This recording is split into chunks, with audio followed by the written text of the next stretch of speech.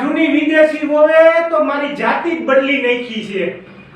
એ ખોલું છું આ ઘરમાં માણા રહે હે, સ્પાઈડરમેન નહીં કે ઉડીને આવે રે બાબા.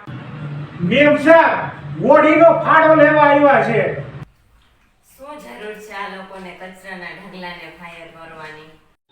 ના મેમ સાહેબ, આ કઈ કચરાના ઢગલાને સળગાવવાની વાત નથી.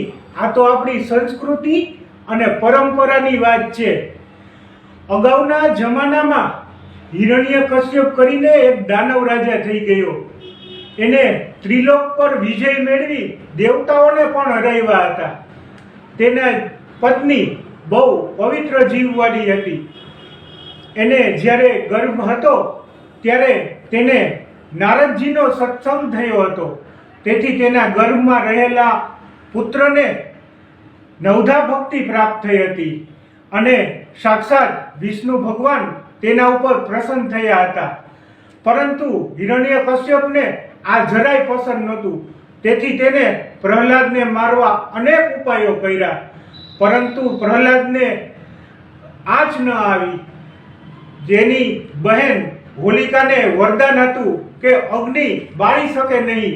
તેથી હિરણ્યકશ્યપે તેને કહ્યું કે તું પ્રહલાદને કોરામાં લઈ અને અગ્નિ સ્નાન કર. તેવી રીતે એને કહ્યું, પરંતુ પ્રહલાદ બચી ગયા અને હોલિકા ખુદ ભસ્મ થઈ ગઈ. તેથી અધર્મ પર વિજય મેળવી ધર્મની જીત થઈ. માટે આ તહેવાર મનાવવામાં આવે છે. વેરી ગુડ બાબુ અંકલ, તે તો મારી 2 આઈસ ઓપન કરી નાખી. અલે લઈ જા મને.